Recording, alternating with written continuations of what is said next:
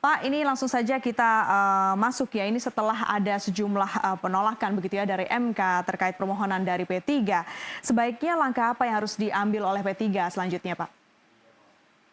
Saya kira gini, yang pertama kan kita tahu ya, sesuai dengan di Undang-Undang Dasar kita, maupun juga saya kira di regulasi yang sudah di Undang-Undang Pemilu juga, itu kan putusan MK itu sifatnya final and binding ya, mengikat ya, terakhir dan mengikat. Jadi saya kira kalau dalam konteks Mahkamah Konstitusi memang putusan P3 terkait dengan gugatan P3 ini jadi pil pahit ya bagi P3 ya. Karena apa? Karena dalam sejarah baru kali ini ya P3 tidak lolos ya parliamentary threshold karena Mhm, memang terjadi peningkatan angka ke arah 4%, yang sebelumnya kan lebih rendah ya, mhm, dari dulu hanya 2,5%, 3,5%, nah sekarang 4%. Jadi saya kira ini juga pukulan telak ya bagi P3 ya untuk tidak lolos dalam pemilu legislatif nasional. Meskipun saya kira kalau di pileg gitu ya, di daerah DPRD provinsi suara-suara P3 cukup besar ya dan mhm, mendapatkan kursi yang lumayan. mhm, Nah, langkah yang tadi ditanyakan Awis ya, saya kira langkah yang bisa dilakukan tentu langkah politik ya.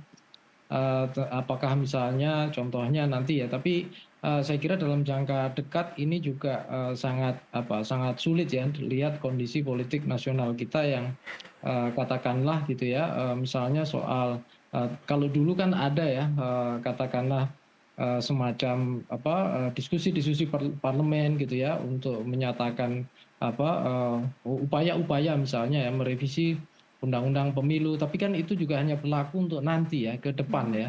mhm. Bukan, katakanlah untuk yang hasil pemilu hari ini. Jadi, saya kira, eee, ini pukulan yang sangat telak ya. Kita mungkin masyarakat Indonesia juga, yang bersimpati dengan P3 itu ikut, prihatin, berduka ya, Mhm. eee, kan tidak lolosnya P3 ya ke parlemen ya, nasional, ke DPR RI.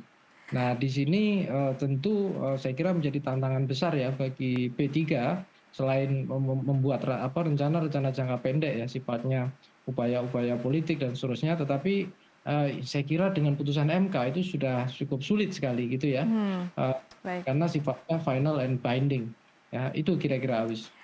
Nah, Pak, ini dengan adanya putusan seperti ini, bagaimana pengaruhnya terhadap eksistensi P3 sendiri? Apakah ini nanti juga akan berpengaruh cukup besar begitu untuk pilkada?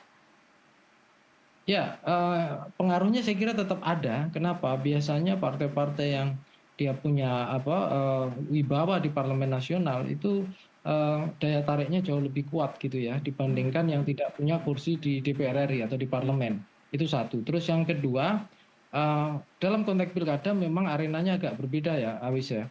Karena biasanya kan dukungan-dukungan itu diperlukan misalnya dari berapa kursi ya, yang diperoleh di daerah. Kan Mhm, gitu, dan itu pada level provinsi maupun level kabupaten. Nah, saya kira sebaran-sebaran suara kursi di DPRD ya, P3, itu di banyak daerah juga tidak merata. Ada daerah yang basis kursinya itu cukup besar gitu, sampai 7 kursi misalnya begitu, 8 bahkan gitu.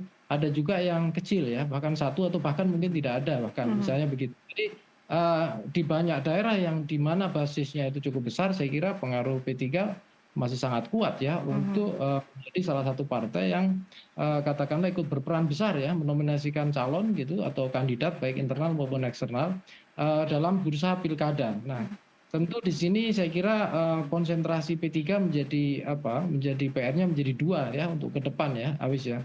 Yang pertama konsolidasi pilkada tentu saja itu untuk strategi ya membangun basis ya dalam berkoalisi maupun ikut berperan ya, termasuk mendapatkan kandidat yang potensial bisa menang misalnya dalam pilkada. mhm, Yang kedua tentu penataan organisasi ya. mmm, Selain tadi upaya-upaya pasca MK ini bagaimana ya dalam jangka pendek maupun jangka panjang itu dilakukan untuk misalnya termasuk usaha-usaha politik ya.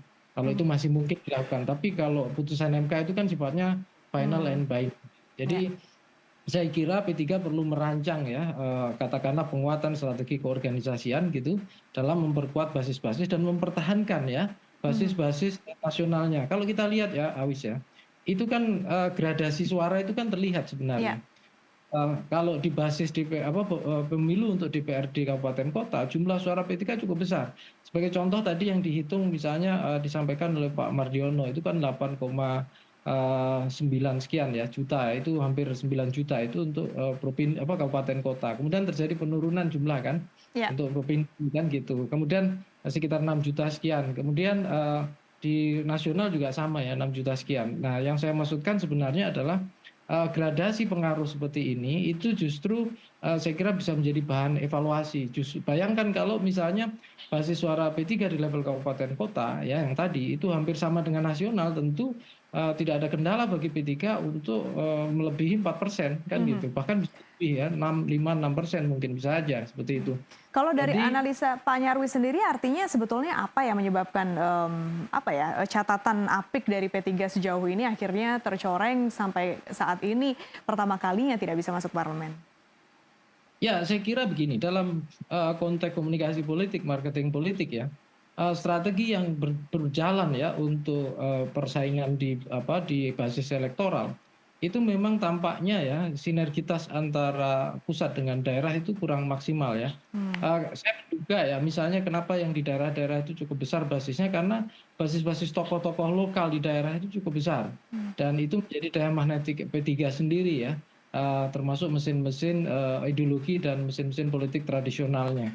Nah ini tampaknya mungkin ya kurang tersinergi dengan baik ya di level provinsi dan di level nasional. Mmm. Yang saya kira hal seperti ini dibutuhkan ya strategi marketing politik yang lebih baik ya Oke. bagi P3 sebenarnya, termasuk distribusi tokoh untuk penugasan-penugasan misalnya kalau basisnya partai sentrik ya. Mhm.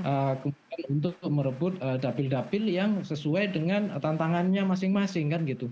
Karena Oke. kan arena-arena pemilu itu sebenarnya berlapis ya, Awis ya, pileg pada level nasional itu pemainnya bisa macam-macam juga, Mhm. karakternya juga bisa beda-beda, ada yang lokal, ada yang nasional, dari tokoh-tokohnya ada yang sudah sangat berpengaruh, ada yang kuat, ada yang lemah. Nah, di level provinsi juga demikian, di level kabupaten kota itu biasanya dikaitkan dengan tokoh-tokoh lokal. Ya. Ya, tokoh-tokoh lokal yang kemudian memang sangat dekat dengan basis konstituennya. Mhm. Sehingga partai P3 ini kan partai yang partai ideologis ya.